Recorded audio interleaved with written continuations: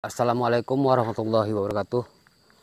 Kali ini saya akan bercerita soal pelepah sawit ya.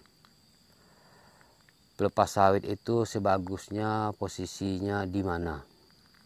Eh, Sering kita lihat ya, pelepah sawit itu posisinya di mana, bentuknya kayak mana itu gak pernah ada yang sama. Ada yang naruh pelepah itu lurus satu baris. Ada yang kesananya satu baris. Pokoknya banyaklah pelepah itu, macam cara orang memposisikan pelepah yang udah dibuang. Yang saya ingin ceritakan soal menaruh pelepah ini posisinya di mana. Ini sesuai dengan anjuran kelompok tani ya. Saya juga berpikir sama. Kalau kelompok tani menganjurkan pelepah sawit, satu pohon sawit ini harus dikelilingi pelepah itu berbentuk U ya. Sebelah sini, sebelah belakang sana, sebelah samping. Karena sebelah sini dipakai untuk jalan ya. Begitu juga nanti sebelah sananya juga gitu, dia mengarahnya ke sini. Jadi satu pohon ini dia untuk jalan, satu baris ini dia untuk jalan, sananya pelepah, sebelah sananya lagi jalan, dan begitulah selanjutnya. Dia yang dianjurkan itu berbentuk U, dia nggak putus ya, nyambung U-nya. Gitu juga sebelah sana. Tapi karena lahan saya ini lahan banjir, nggak memungkinkan kalau beli teru, karena itu begitu banyak menghambat air. Nanti kalau air banjir nanti dia terhambat, jadi malah gampang hanyut. Jadi saya bikinlah posisinya itu seperti ini ya, ada titik satu, sampingnya titik terputus, sebelah sininya juga terputus, jadi terputus, jadi nggak begitu menghambat air kalau dia ada airnya banjir. Tujuannya bukan untuk keindahan atau bukan untuk yang lain-lain. Tujuannya cuma untuk tempat pupuk ya. Karena kalau kita memupuk itu adalah di atas pelepah. Kita perhatikan di bawah tumpukan pelepah itu banyak kali urat-urat muda, urat yang akan mencari makan.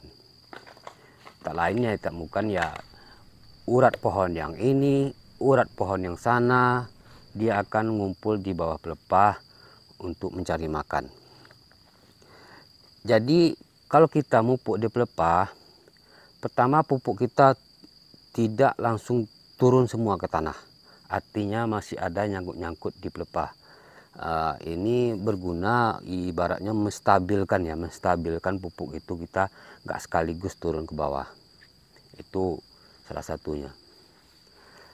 Coba kita mupuk di pangkal batang ya, pangkal batang atau semeter keluar ya, semeter keluar. Kalau kita taburkan pupuk, itu urat putih-putih yang kecil itu muncul kira-kira 1 bulan atau bahkan nyampe 2 bulan baru urat kecil-kecil itu muncul yang putih-putih. Bisalah kita perhatikan 1 bulan atau 2 bulan ya, bahkan nyampe 3 bulan baru urat tuh putih-putih itu keluar. Artinya kadar pupuk yang kita sebar itu udah pergi kemana-mana, udah campur air tak kayak mana, baru uratnya keluar. Jadi uratnya ini cuma memakan pupuk yang tersisa yang nempel di tanah. Itu menurut logika ya, tapi itu menurut logika atau pendapat saya lah ya. Jadi kalau kita nabur pupuk di pelepah, itu urat muda yang putih-putih itu udah ada di sana. Begitu pupuknya datang sedikit, karena dia sebagian nempel di pelepah, dia langsung dapat. Nah, itulah secara logika saya ya, secara pikiran saya. Jadi itulah tujuannya, gunanya pelepah ini ditaruh di 3 posisi di setiap pohon. Begitu juga pohon di sebelah sana. Itu tidak semua pupuk ya, tidak semua pupuk. Kalau dia nitrogen atau mungkin urea atau ZA itu tetap di pangkal batang. Karena nitrogen atau urea atau ZA itu dia gampang nguap. Kalau dia kita taruh di pelepah, kalau hari nggak hujan, nanti ada embun aja, dia udah terbang ke atas, bukannya turun malah terbang ke atas dia. Itulah sifatnya nitrogen. Yang ada di pangkal batang itu ada pupuk nitrogen atau ZA atau urea itu ada di pangkal batang 1 meter keluar ya, 1 meter keluar. Ya, otomatis ini dipiringi dulu, lah dibersihkan, baru dikasih pupuk urea. Terus yang di pangkal batang lagi itu adalah borat. Borat itu ya kira-kira 60 cm dari pohon ya. Borat itu kan kebutuhannya cuma sedikit. Bisa jadi dia 2 sendok atau 3 sendok, itu paling banyak ya. 3 sendok makan ya, atau 2 sendok, itulah borat. Jadi yang ada di pangkal batang itu adalah borat dengan nitrogen. Nitrogen ini maksudnya urea atau ZA. Kalau dia KCl, TSP, atau juga yang membutuhkan dolomit, atau mungkin dolomit ini magnesium ya, magnesium, itu adanya di pelepah. Berarti yang ada di pelepah itu fosfat atau TSP atau SP, terus kalium, KCl ya, mungkin barangkali ya KCl, atau magnesium atau apa, dolomit, ataupun kesrit ya, kesrit. Jadi untuk kita sebut merek aja lah ya. Yang ada di pelepah itu adalah KCl, terus TSP atau SP, terus ada lagi nanti dolomit atau kesrit, itu adanya di pelepah. Kalau urea itu ada di pangkal batang. Jadi yang di pangkal batang itu adalah urea dengan borat. Yang di pelepah itu adalah KCl, TSP atau SP, atau juga mungkin barangkali dolomit. Itulah yang ada di pelepah.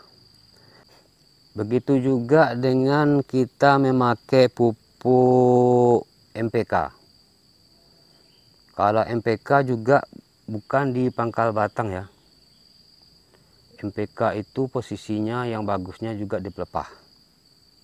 Seperti yang saya katakan tadi, begitu hujan dia sebagian masih nempel di pelepah, tidak langsung turun ke bawah. Kalau kita taruh di pangkal dekat pohon atau dekat batang, begitu hujan deras, dia ada bercampur air, otomatis kadarnya udah berkurang dan dia benar bertebaran tak kemana-mana, mungkin tak semak-semak, bahkan mengalir tak mana-mana, begitu. Jadi kalau di pelepah, dia hanya sebagian turun ke bawah, sebagian lagi turun di nyangkut di pelepah. Dan besok kalau hujan datang lagi, dia turun lagi. Begitulah setahu saya ya, mungkin ya logikanya kayak gitulah. Jadi itulah gunanya pelepah ditaruh di 3 posisi di setiap pohon. Ya, itulah yang saya tahu ya. Begitulah cerita kita kali ini ya. Saya nggak begitu banyak punya pengalamannya, cuma saya ngasih cuma saya memberitahu apa yang saya tahu aja lah. Tidak pasti juga semua yang saya katakan itu benar, tapi kalau logika saya masuk ya, seperti apa pelepah itu diposisikan di mana pelepah itu. Begitulah yang saya tahu ya.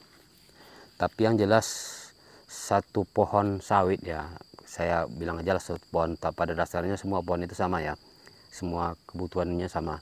Itu harus kita memberi adanya dalam 1 tahun itu adanya borat, urea atau nitrogen, fosfat, KCl, itu harus ada ya. Cukup sekian ya cerita kita hari ini. Saya ucapkan semangat petani. Assalamualaikum warahmatullahi wabarakatuh.